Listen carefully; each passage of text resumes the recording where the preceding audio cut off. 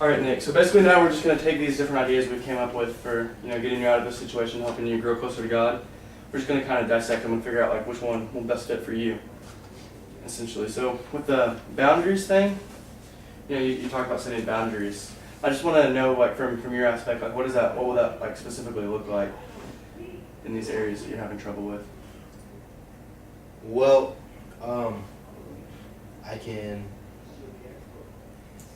tell my friends like where I draw the line and what's having fun. And So maybe like I'll go to the party, I'll hang out with you, but I'm not going to drink, I'm not going to smoke, I'm not going to cross those boundaries. Right. Just different aspects. Okay. So or were you meaning like as far as like might like drink a couple beers and socialize and then stop, or or are you like what's your personal goal like? well, ultimately I would like to stop drinking because I don't want that to. Yeah. No, I definitely feel like that would be the best strategy,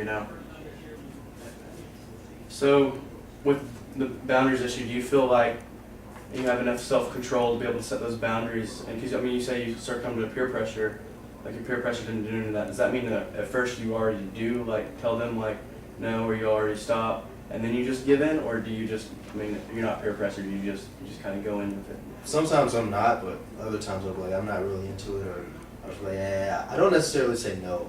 It'll just kind of be like hesitation. Which in itself can definitely be a form of peer pressure. You definitely want to fit in. So do you feel like you would have enough self-control in that area and to be able to stop and be able to set those boundaries and like hold to them? Of course I would say yeah, because I still want to hang out with my friends. Mm-hmm. But to be honest, no. Yeah, it's good that you're straightforward and honest with yourself. There's a lot of people who get themselves into trouble by setting boundaries. And what happens when you set boundaries? You take your eye off of God. You want to make sure that you're focused on God. And if you're turned around looking at the sin and you're like, I'm going to draw the line here, but I'm not going to sin. You're in turn like turning your view off of God. Does that make sense? Can you clear that up? So in actuality, you just want to completely turn away from the sin and focus on God. Then you don't have to worry about the boundaries at all. Does that make sense? That makes perfect sense. So, and that kind of ties in with the same kind of problem that I feel that can like cause a problem with the whole girlfriend thing. I know you kind of said that as a laughing matter, but if you're already being peer pressured by like your closest friends that you've known since kindergarten, how well do you think you're going to be able to handle yourself with peer pressure from a girlfriend? I don't think I would be able to handle it too well. Mm-hmm. Yeah, even with the good girls can get you into trouble. What do you think of good girls are? But yeah, definitely a life lesson that will be learned out of that. Alternatives. That I feel like this is a very like good plan. We can kind of dissect this a little bit more. With alternatives, does that mean just like instead of like going and hanging out at a party or whatever, you try to convince your friends to go to this instead? Or does that mean like you personally finding things to do and not hang out with your friends and go do other things? I think it's a little bit of both. Maybe I should just not hang out with my friends as much. Mm-hmm. So if I can bring them into the youth group even more and have them kind of expose them a little bit more to this environment, then that would be awesome. But at the same time, I think I'd have to kind of wean myself off of my friends. Yeah. Well, I've noticed, you're pretty close with some of the guys here in the youth group. And, I would assume that they're part of this social group. So, do you think that you'll be able to, like, this is part of the alternatives is maybe, like, kind of, not in a bad way, but kind of, like, split up the group sometimes and maybe just go hang out with those guys that, won't peer pressure you into doing those stuff?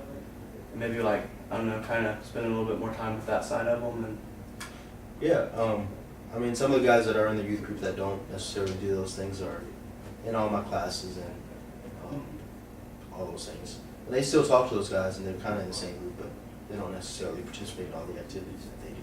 Yeah, and another thing we've been trying to do with the school is, go ahead and make fun of me, Nick.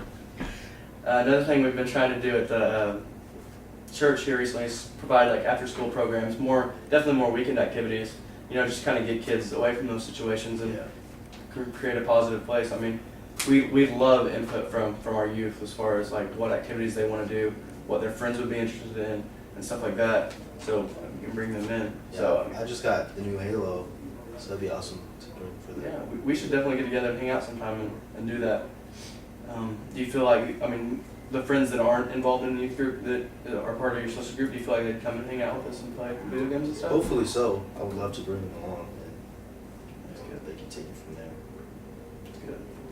So as far as talking to them, I mean, you feel pretty confident in confronting them and talking to them about this and like asking them, or with the boundaries thing, being able to talk to them and say, hey, the boundaries and stuff. Yeah, definitely. All right. That's good.